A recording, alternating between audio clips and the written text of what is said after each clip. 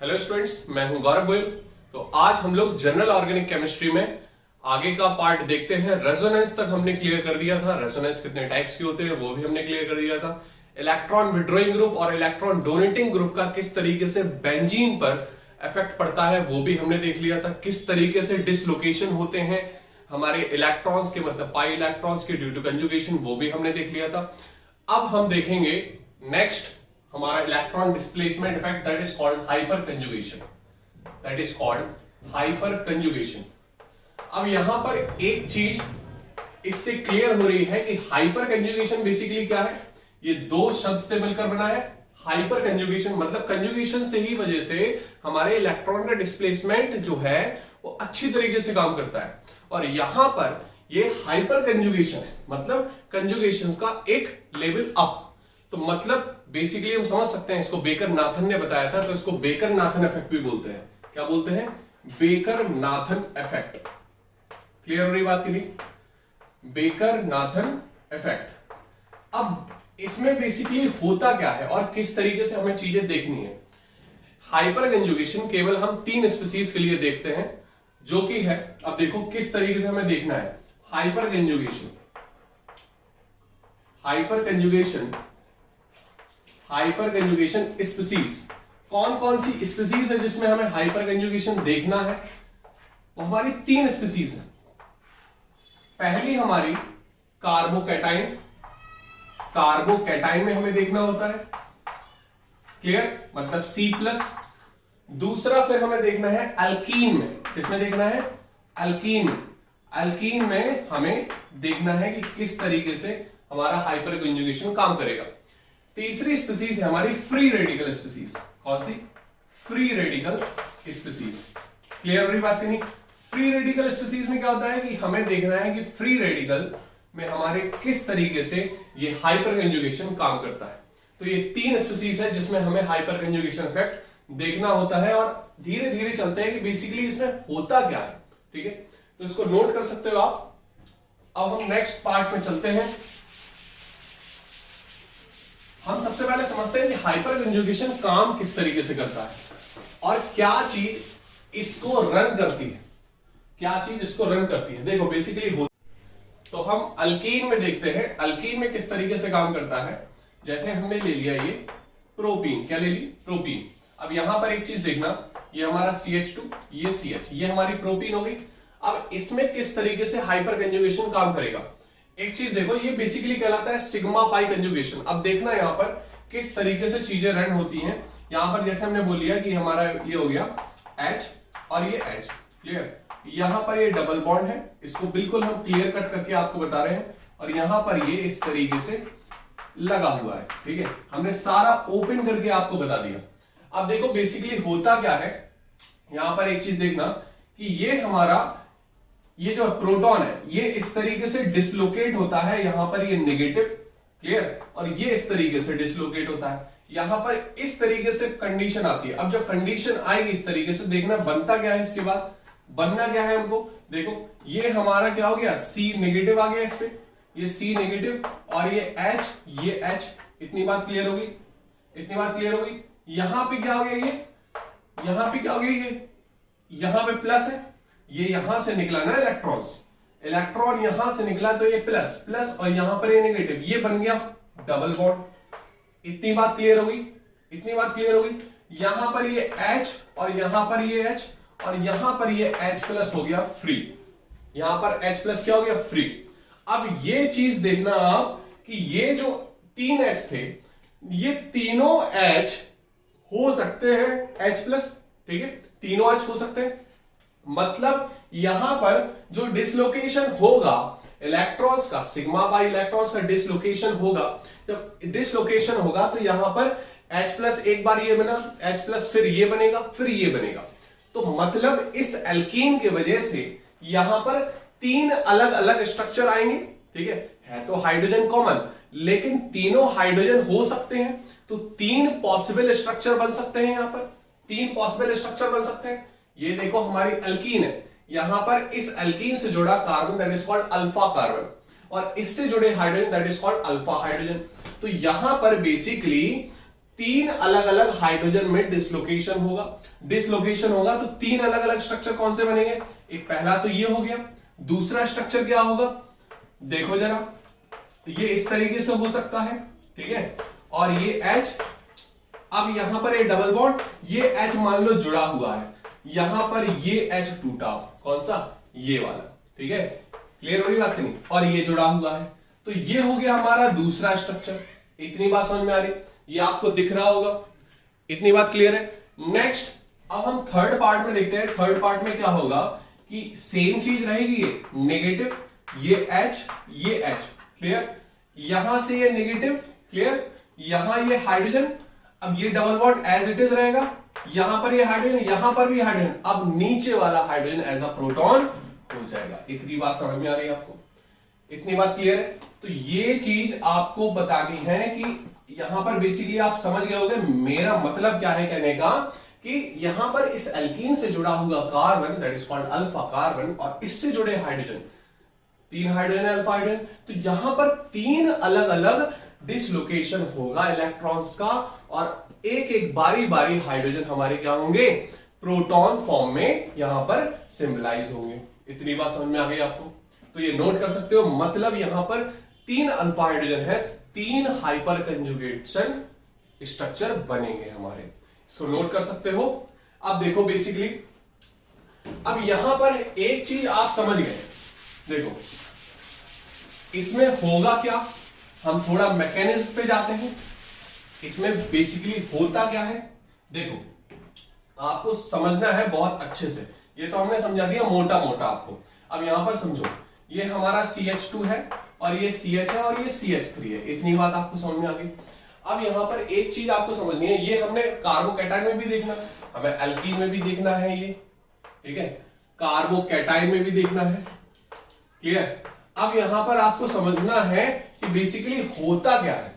देखो ये हमारा CH2 हो गया, मैकेनिज्म पे जाना है हमें, ये इस तरफ टूटेगा, ठीक है, और यहां पर जैसे हमने बोल दिया कि हाइड्रोजन अलग अलग है, ये ठीक है, ये हाइड्रोजन अलग अलग है, और ये इस तरीके से हाइड्रोजन हमारा इस तरफ शिफ्ट होगा कार्बन तरफ। तो यहां पर आपको ये देखना है, ये वाली जो ऑर्बिटल है हाइड्रोजन की, क्लियर हो रही बात कि नहीं? ये जो ऑर्बिटल इससे ओवरलैप हो रही थी, ये वाली जो कार्बन की ऑर्बिटल है और हाइड्रोजन की ऑर्बिटल, ये ओवरलैप हो रही थी, अब ये ओवरलैपिंग खत्म और यहां पर इससे जुड़ रहा है, क्लियर हो रही बात कि नहीं? इससे जुड़ रही है चीज, समझ में आ रही बात कि नहीं? तो यहां पर ओवरलैपिंग टूट रही है, ओवरलैपिंग शिफ्टिंग हो रही है, ओवरलैपिंग शिफ्टिंग की वजह से यहां पर अलग अलग पॉसिबल हाइपर कंजुगेटिव स्ट्रक्चर हमें दिखेंगे। मतलब यहां पर ओवरलैपिंग शिफ्टिंग हो रही, कभी कभी हमने ऐसे हाथ मिला लिया, कभी ऐसे मिला लिया, कभी ऐसे कभी ऐसे, तो ये इस तरीके से फ्लक्चुएशन हो रहा है। अब यहां पर ये तीन हाइड्रोजन कंटिन्यूअसली फॉर्म में रहेंगे, कंटिन्यूअसली फॉर्म में रहेंगे, और इस वजह से यहां पर जो ये जनरेट होगा, ये जो डेवलप होगा इफेक्ट इलेक्ट्रॉन डिस्प्लेसमेंट का, ये परमानेंट इफेक्ट होगा। तो हाइपर कंजुगेशन इफेक्ट एक परमानेंट इफेक्ट होता है, इसको लिख सकते हो, ठीक है, इसको नोट कर लो। तो इस तरीके से यहां पर ओवरलैपिंग शिफ्टिंग होगी, शिफ्टिंग ऑफ और overlapping orbitals, shifting of overlapping orbitals यहां पर हमें देखने को मिलेंगी। देखो इस तरीके से होगा क्या, देखना यहां पर आपको पता है कि कार्बन की हमारी ये इस तरीके से ऑर्बिटल होती है, क्लियर, चार ऑर्बिटल है हमारे, ठीक है। तो आप समझ रहे हो ये वाला जो कार्बन है, यहां पर दो ऑर्बिटल तो काम हो गए, एक हाइड्रोजन के साथ जुड़ी हुई, एक इसके साथ जुड़ी हुई, मतलब ये प्लेनर फॉर्म में बन रही होगी, ठीक है। तो यहां पर एक चीज समझ सकते हो, यहां पर अगर हम ऑर्बिटल पे जाए, ठीक है, इसको तो खत्म कर दो, ये हमारा नेगेटिव हो गया, ये शिफ्टेड हो गई, ठीक है, और यहां पर ये हाइड्रोजन, इसको हटा लो। अब बेसिकली होगा क्या, यहां वाली जो ऑर्बिटल थी, ये ऑर्बिटल अब हाइड्रोजन के पास खत्म। अब ये ऑर्बिटल जो है, ये ऑर्बिटल ये आपस में ओवरलैप करने लगेगी, क्लियर हो रही बात कि नहीं? ये आपस में ओवरलैप करने लगेगी, क्लियर हो रही बात कि नहीं? ये इस तरीके से ओवरलैप करने लगेगी, और इस वजह से यहां पर डबल बॉन्ड फॉर्म हो जाएगा, यहां पर ये हाइड्रोजन रहेगा और यहां पर ये हाइड्रोजन रहेगा। इतनी बात आपको समझ में आ रही? इसको सही से बना लो आप, क्लियर। तो यहां पर ये होने लगेगी, पहले क्या थी, पहले ये वाली ऑर्बिटल्स थी जो इस तरीके से ओवरलैप हो रही थी, ठीक है, फिर यहां पर शिफ्ट हो गई, क्लियर हो रही बात कि नहीं? यहां पर ये H+ चला गया, मतलब यहां पर फिर ये वैकेंट ऑर्बिटल जो बच रही है हाइड्रोजन की, यहां पर इसकी शिफ्टिंग हो रही है। क्लियर? इसको नोट कर सकते हो फटाफट। तो हमने देख लिया कि किस तरीके से अल्कीन में जितने नंबर ऑफ अल्फा हाइड्रोजन होंगे उस हाइड्रोजन का इंट्रैक्शन होगा, मतलब सिग्मा बॉन्ड जो है कार्बन हाइड्रोजन के जो सिग्मा बॉन्ड थे वो हमारे अल्कीन के जो कार्बन है उसकी अल्कीन के मतलब पाई बॉन्ड से हमारा क्या होगा, इंट्रैक्शन होगा। ठीक है, तो यहां पर सिग्मा पाई हमारा कंजुगेशन बन जाता है, सिग्मा पाई क्या बन जाता है, कंजुगेशन क्रिएट हो जाता है। क्लियर हो रही बात की नहीं? अल्कीन के केस में इतनी बात समझ में आई। तो सिग्मा पाई का कंजुगेशन यहां पर हमें देखने को मिलता है। इतनी बात क्लियर होगी। अब अगर हम बात करते हैं कार्बोकैटाइन की, फिर हम साथ में क्वेश्चंस देखेंगे। अब हम कार्बोकैटाइन की बात करते हैं तो कार्बोकैटाइन में किस तरीके से हमें देखने को मिलता है, देखो जरा कार्बोकैटाइन के केस में क्या है। देखो अगर कार्बोकैटाइन हमारा है, ठीक है, और यहां पर इससे हमारे CH3 जुड़ा हुआ है, यहां पर इसको CH2 ले लो। ठीक है, क्लियर हो रही बात नहीं? यहां पर इस कार्बन की वैकेंट ऑर्बिटल है, क्या है, वैकेंट ऑर्बिटल। अब यहां पर जरा देखना, इस कार्बन की ये वैकेंट ऑर्बिटल है और यहां पर ये CH2 है।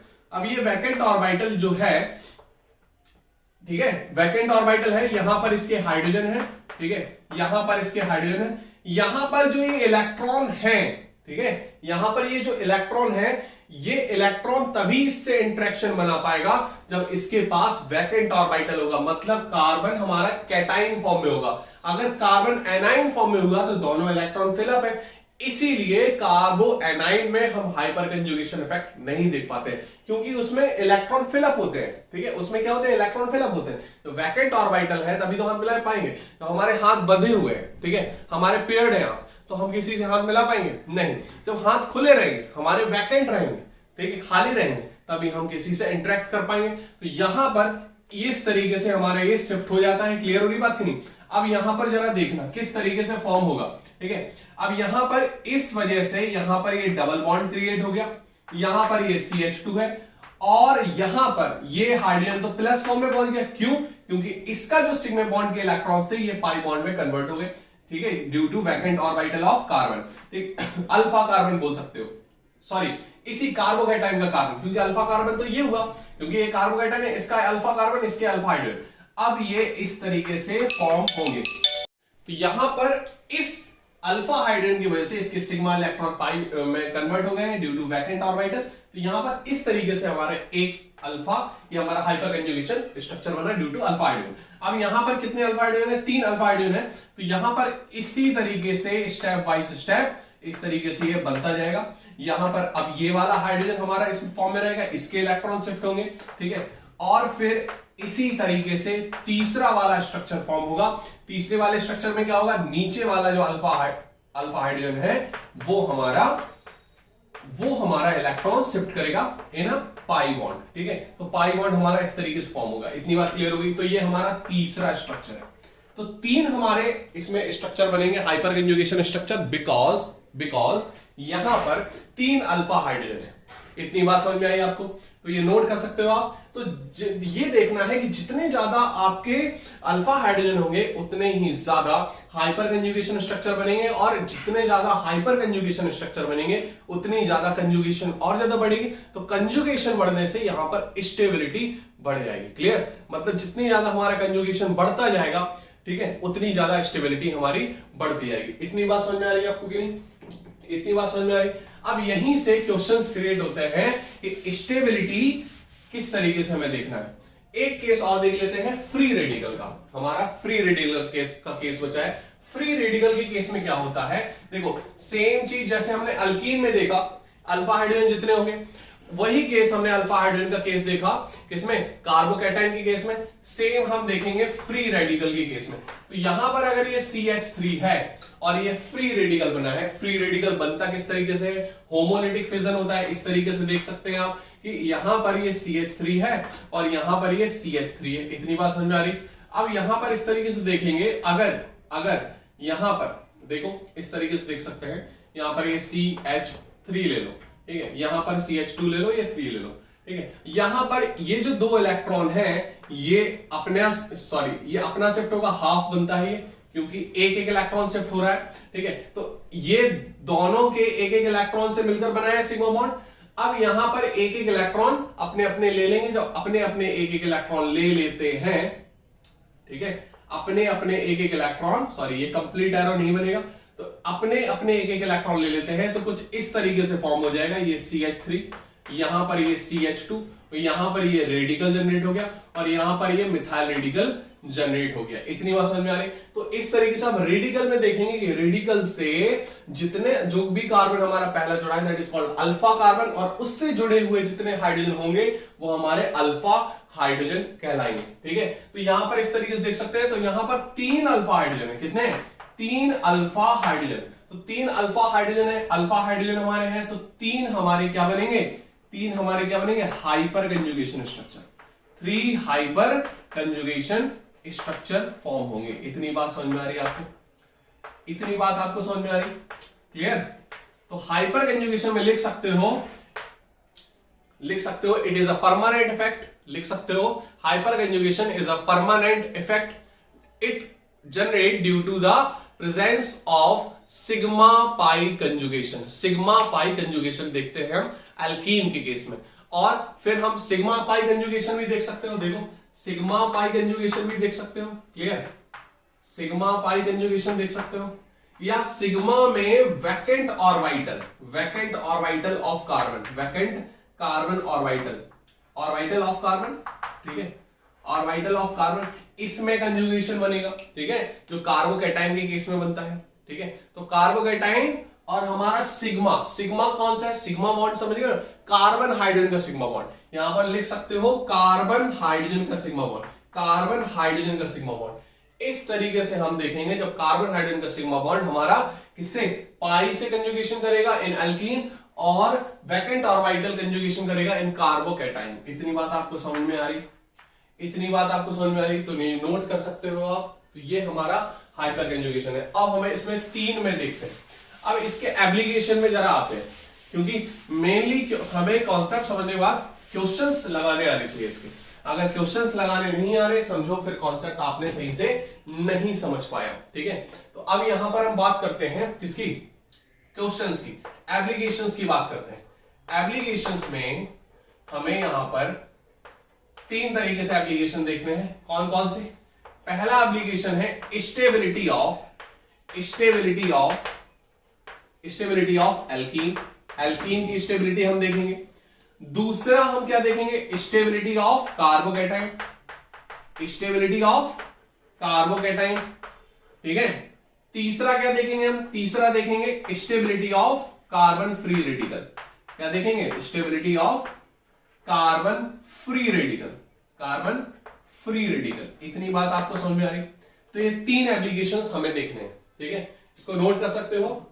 अब हम आते हैं अपने क्वेश्चंस पे। हम आते हैं। देखो हम एप्लीकेशन की बात करें यहां पर। पहला एप्लीकेशन क्या है? Stability of alkene. तो स्टेबिलिटी ऑफ एल्कीन में हमें देखना है कि इस तरीके से क्वेश्चन आ जाएगा कि हमारा ये दिया जाए और ये हमारा CH3, ठीक है, यहां पर हाइड्रोजन और ये 3 हो गए, एक हाइड्रोजन यहां पर आएगा। क्लियर? एक हाइड्रोजन यहां पर आएगा। ठीक है, अब ये हमारा पहला हो गया A, दूसरा ये हमारा इस तरीके से हो गया, ये 2 बॉन्ड है, 2 आ जाएगा। अब यहां पर इस तरीके से देख सकते हैं, ये हमारा CH3 हो गया, यहां पर हाइड्रोजन और यहां पर ये डबल बॉन्ड। ठीक है, यहां पर इसमें देख सकते हैं हम CH3। ठीक है, इतनी बात समझ में आ रही है आपको? नेक्स्ट हम देखेंगे C करके, थर्ड ऑप्शन में हमने देख लिया CH3, ठीक है, डबल बॉन्ड ये। ठीक है, नेक्स्ट हम देखते हैं यहां पर हाइड्रोजन लगा हुआ है और यहां पर ये CH3। फोर्थ ऑप्शन देख लेते हैं हम। फोर्थ ऑप्शन में क्या आ जाएगा? इस तरीके से हम देख लेंगे CH3, ठीक है, CH3 और CH3। यहां पर आपको ध्यान से देखना है कुछ चीजें। यहां पर ये हमारा अल्कीन का पोर्शन है। ठीक है, अल्कीन से ये जो पूरी अल्कीन कहलाएगी, अल्कीन से जुड़ा हुआ कार्बन, अल्कीन वाला कार्बन नहीं लेना आपको, ये चीज का ध्यान रखना है क्योंकि यहीं पर गलती होती है। तो अल्कीन वाला कार्बन नहीं लेना, अल्कीन से जुड़ा हुआ carbon that is called alpha carbon. क्या कहलाता है? Alpha carbon. इतनी बात समझ में आ रही? तो अल्कीन से जुड़ा हुआ carbon that is called alpha carbon. इस कार्बन में जितने हाइड्रोजन है that is called alpha hydrogen. तो पहले में अल्फा हाइड्रोजन कितने हैं? 3 अल्फा हाइड्रोजन। पहले वाले में कितने हैं? 3 अल्फा हाइड्रोजन। इतनी बात समझ में आ रही? ठीक है। बी वाले ऑप्शन में जरा देख लेते हैं। बी वाले में जरा देखना, ये अल्कीन का पोर्शन है, इससे जुड़ा हुआ कार्बन, इससे जुड़ा हुआ कार्बन, अल्कीन से जुड़ा हुआ 2 कार्बन है और दोनों में 3-3 हाइड्रोजन, मतलब 6 हाइड्रोजन हो गए। तो बी में हमारे कितने हाइड्रोजन है? 6 अल्फा हाइड्रोजन। इतनी बात आपको समझ में आ रही? बोलो इतनी बात क्लियर है? थर्ड में जरा देखना कितने हैं। थर्ड में कितने हैं हमारे? थर्ड में 3, 3 6, 3 9। तो थर्ड वाले में अगर हम देख लें, थर्ड वाले में हम देख लें तो थर्ड में मतलब सी में हमारे हैं 9 अल्फा हाइड्रोजन। कितने? 9 अल्फा हाइड्रोजन। इतनी बात आपको समझ में आ रही? नेक्स्ट हम फोर्थ में जरा देख लेते हैं। तो 3 3 6 3 9 3 12, मतलब डी वाले में हमारे कितने हैं? 12 अल्फा हाइड्रोजन। कितने? 12 अल्फा हाइड्रोजन। इतनी बात आपको समझ में आ रही? बोलो इतनी बात क्लियर है आपको? तो 12 अल्फा हाइड्रोजन मतलब 3 6 9 12। तो स्टेबिलिटी किसकी ज्यादा होगी? देखो यहां पर ये पाई है, यहां पर अगर हम बात करें तो CH का जो इलेक्ट्रॉन है, CH के हमारे इलेक्ट्रॉन्स यहां 12 मिलेंगे। 12 मिलेंगे तो कंजुगेशन 12 कंजुगेशन, मतलब 12 हाइपर कंजुगेटिव स्ट्रक्चर्स हमको मिलेंगे यहां पर। तो जितने ज्यादा हाइपर कंजुगेशन स्ट्रक्चर होंगे उतनी ज्यादा स्टेबिलिटी। तो नोट करके लिख सकते हो, number of alpha hydrogen, number of alpha hydrogen, ठीक है, मतलब number of hyperconjugation structure, number of hyperconjugation या कंजुगेटिव स्ट्रक्चर। क्लियर हो रही बात कि नहीं? क्लियर? और directly proportional to directly proportional to stability, directly proportional to stability. तो यहां पर ये स्टेबिलिटी पे इस तरीके से आपको चीजें लिखनी है, मतलब जितने ज्यादा अल्फा हाइड्रोजन होंगे उतने ज्यादा कंजुगेटिव स्ट्रक्चर बनेंगे हमारे, हाइपर कंजुगेटिव स्ट्रक्चर, और ये जितने ज्यादा स्ट्रक्चर बनेंगे उतनी ज्यादा उस कंपाउंड की क्या होगी? स्टेबिलिटी हमको मिलेगी। तो यहां पर अगर हम स्टेबिलिटी की बात करें तो फोर्थ वाले में सबसे ज्यादा अल्फा हाइड्रोजन है, सबसे ज्यादा हमारे हाइपर कंजुगेटिव स्ट्रक्चर बनेंगे, तो सबसे ज्यादा स्टेबिलिटी होगी। फिर हम बात करेंगे तो थर्ड में हमारे होंगे 9 अल्फा हाइड्रोजन है, ठीक है। फिर हम बात करेंगे तो सेकंड में है, फिर हमारा फर्स्ट में। इतनी बात समझ में आ रही? तो ये हमारा स्टेबिलिटी ऑर्डर है। क्या है? Stability order, stability of alkene, ठीक है, order of stability of alkene. Clear होगी बात कि नहीं? तो ये आप लिख सकते हो। समझ में आ गई बात कि नहीं? नोट करो फटाफट, फिर हम नेक्स्ट क्वेश्चन पे आते हैं। नेक्स्ट क्वेश्चन बेसिकली क्या है? नेक्स्ट क्वेश्चन हम देख लेते हैं, जरा इसको नोट कर लिया आपने? नेक्स्ट क्वेश्चन हम देख लेते हैं।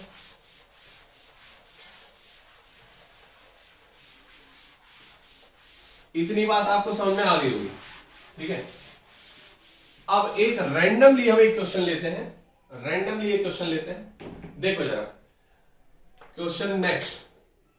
अब हमें पता करना है स्टेबिलिटी। अब जरा देखना यहां पर हमने कार्बोकैटायन ये ले लिया, ये पहला है। दूसरा ले लेंगे हम, दूसरा ले लेंगे अब हम कार्बोकैटायन का क्वेश्चन देख रहे हैं। कार्बोकैटायन में दूसरा हमने ये ले लिया। तीसरा ले लेंगे हम, देखो जरा थर्ड में क्या ले लेंगे हम? कार्बोकैटायन हमने ये ले लिया, ठीक है, यहां पर इस तरीके से बना दिया हमने। क्लियर? इसको ऊपर ले लो, ये हमारा कार्बोकैटायन हो गया, ये इस तरीके से हो गया। क्लियर? नेक्स्ट देख लेते हैं हम डी वाला। डी वाला जरा देख लो, इस तरीके से हो गया हमारा कार्बोकैटायन, हो गया ये वाला। कौन सा है? ये वाला। अब जरा देखना, ध्यान से देखना कि स्टेबिलिटी किसकी ज्यादा होगी, स्टेबिलिटी किसकी ज्यादा होगी, ठीक है। अब जरा देखना अकॉर्डिंग टू हाइपर कंजुगेशन। अब यहां पर एक चीज है, यहां पर एक चीज है, एक चीज ध्यान रखना, यहां पर इंडक्टिव से ज्यादा हाइपर कंजुगेटिव डोमिनेटेड होता है। सबसे ज्यादा हमने 4 इफेक्ट पढ़ चुके हैं अब तक, इंडक्टिव, इलेक्ट्रोमैग्नेटिक, रेजोनेंस, फिर हमारा चौथा हम पढ़ रहे हैं हाइपर कंजुगेशन। तो अब यहां पर ऑर्डर अगर देखा जाए तो सबसे ज्यादा रेजोनेंस का है, दूसरे नंबर पे हाइपर कंजुगेशन का है, तीसरे नंबर पे हमारा आता है इंडक्टिव, और ये टेम्पररी हमारा इलेक्ट्रोमैग्नेटिक, तो जब इलेक्ट्रोमैग्नेटिक वहां पर अगर काम कर रहा है तो वहां पर देखा जाएगा। क्लियर? तो यहां पर हम देख सकते हैं एक चीज, देखो यहां पर इस कार्बन से जुड़ा, ये कार्बोकेटायन है, इससे जुड़ा यहां पर ये क्या है, अल्फा कार्बन। तो अल्फा कार्बन यहां पर हमें 2 मिल रहे हैं। अब जरा देख लो, ये कार्बन के 2 बॉन्ड तो बन चुके, तो 2 हाइड्रोजन आएंगे यहां पर, क्योंकि कार्बन की 4 वैलेंसी होती है, ये तो पता है आपको। अब ये सेम यहां पर आएगा, तो यहां पर कितने अल्फा हाइड्रोजन बनेंगे, 4 अल्फा हाइड्रोजन हमको मिले। कितने? 4 अल्फा हाइड्रोजन हमको मिले।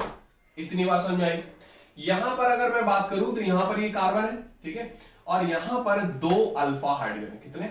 2 अल्फा हाइड्रोजन। तो यहां पर लिख सकते हो 2 अल्फा हाइड्रोजन। इतनी बात आपको समझ में आ रही? 2 अल्फा हाइड्रोजन।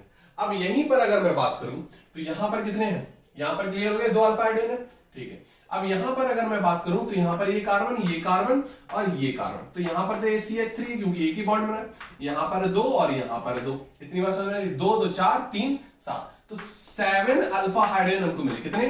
7 alpha hydrogen. इतनी बात आपको समझ में आ रही? नेक्स्ट अगर हम इसमें देखें तो जरा देखना यार ध्यान से, ये कार्बन है, ये कार्बन है, तो इस कार्बन में 3 बॉन्ड ऑलरेडी बन चुके हैं, एक हाइड्रोजन आ जाएगा क्योंकि 4 वैलेंसी होती है, और यहां पर हमारे कितने आएंगे, 2 आ जाएंगे। तो यहां पर कितने अल्फा हाइड्रोजन बनेंगे, कितने मिल रहे हैं हमको, 3 अल्फा हाइड्रोजन। कितने? 3 अल्फा हाइड्रोजन। तो यहां पर हम देख सकते हैं स्टेबिलिटी इजीली, क्योंकि हमें जितने अल्फा हाइड्रोजन हमको मिल गए, फिर हम स्टेबिलिटी देख सकते हैं। तो स्टेबिलिटी हम इंक्रीजिंग ऑर्डर में लिखेंगे। किसमें? इंक्रीजिंग ऑर्डर में। तो सबसे कम किसकी है? सबसे कम है हमारी बी की, सबसे कम बी की, फिर हमारी किसकी, क्योंकि 2 अल्फा हाइड्रोजन है। यहां पर कितने हैं, 3 अल्फा हाइड्रोजन, फिर आगे हमारी डी, फिर हमारे कितने हैं, 4 अल्फा हाइड्रोजन मतलब ए, ठीक है। नेक्स्ट हमारे आते हैं, नेक्स्ट पे हम आते हैं, तो नेक्स्ट सबसे ज्यादा हमारे अल्फा हाइड्रोजन मिल रहे हैं सी में, मतलब 7 अल्फा हाइड्रोजन। इतनी बात आपको समझ में आ रही कि नहीं आ रही? बोलो, इतनी बात क्लियर है? ये हमारा बी है, ठीक है। तो ये हमारा स्टेबिलिटी ऑर्डर है। कितना? स्टेबिलिटी ऑर्डर, इसको लिख सकते हो स्टेबिलिटी ऑर्डर। बोलो, इतनी बात समझ में आ रही? इतनी बात आपको समझ में आ रही? इसको नोट कर सकते हो, इसको नोट कर सकते हो, ठीक है, इसको नोट कर लो। तो इस तरीके से आपको यहां पर देखना है। क्लियर? नेक्स्ट हम अगर बढ़ते हैं, नेक्स्ट हम बढ़ते हैं फ्री रेडिकल का एक क्वेश्चन और देखते हैं। फ्री रेडिकल का हम एक और क्वेश्चन देख लेते हैं। तो जरा फ्री रेडिकल में हमें देखना है, फ्री रेडिकल में जरा देखो, ये हमारा फ्री रेडिकल है, यहां पर ये CH3 है, और यहां पर ये CH3 है, और यहां पर ये हाइड्रोजन है। अब जरा यहां ध्यान से देखना, ये पहला हो गया। दूसरे की बात करते हैं, तो यहां पर ये फ्री रेडिकल है, यहां पर ये इस तरीके से है, यहां पर ये इस तरीके से है, ठीक है, और यहां पर ये हमारा क्या है, हाइड्रोजन है। नेक्स्ट हम देखते हैं थर्ड वाला ऑप्शन देखते हैं, तो ये फ्री रेडिकल है हमारा, यहां पर हाइड्रोजन है, यहां पर हाइड्रोजन है, और यहां पर ये CH3 है। इतनी बात आपको समझ में आ रही? नेक्स्ट फोर्थ ऑप्शन हम देख लेते हैं, तो यहां पर जरा देखना, ये H है, ये H है, और ये H है, और ये फ्री रेडिकल है। अब जरा हमें देखना है कि किसमें कितने अल्फा हाइड्रोजन है। अब जरा यहां पर देखना, इस कार्बन से, फ्री रेडिकल से जुड़ा हुआ carbon, that is called alpha carbon, और अल्फा कार्बन से जुड़ा हुआ हाइड्रोजन ही अल्फा हाइड्रोजन कहला जाएगा। तो यहां पर 6 अल्फा हाइड्रोजन, कितने? 6 अल्फा हाइड्रोजन। कितने?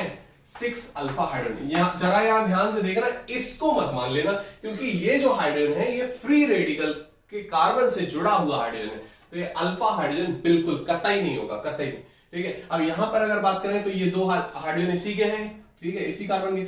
अल्फा कार्बन कौन सा है, ये वाला, कौन सा, ये वाला, तो यहां पर 2 अल्फा हाइड्रोजन मिलेंगे। कितने?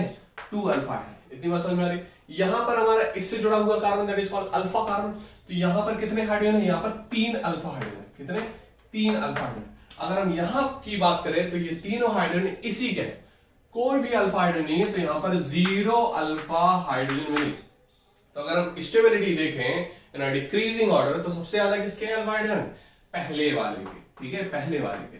फिर हमारे डिक्रीजिंग ऑर्डर में इसको करते जाओ, फिर किसके हैं, फिर हमारे थर्ड वाले के, फिर किसके हैं, फिर किसके हैं, हमारे सेकंड वाले के 2 अल्फा हाइड्रोजन है, फिर किसके 0 अल्फा हाइड्रोजन, किसके हैं, फोर्थ वाले के, किसके, फोर्थ वाले के। तो ये हमारा इस तरीके से हमें देखना है। इतनी बात आपको समझ में आ गई?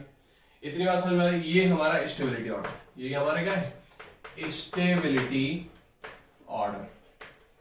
क्लियर होगी बात कि नहीं?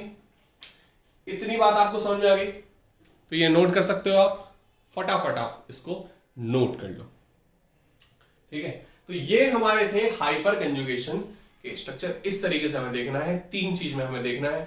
बेंजीन में भी कभी कभी आ जाता है, बेंजीन में हम देखते हैं कि हाइपर कंजुगेशन उसमें किस तरीके से देखें, तो उसमें भी हम देख लेते हैं। तो जिस हिसाब से क्वेश्चंस आएंगे आप उस हिसाब से फिर हम देखेंगे।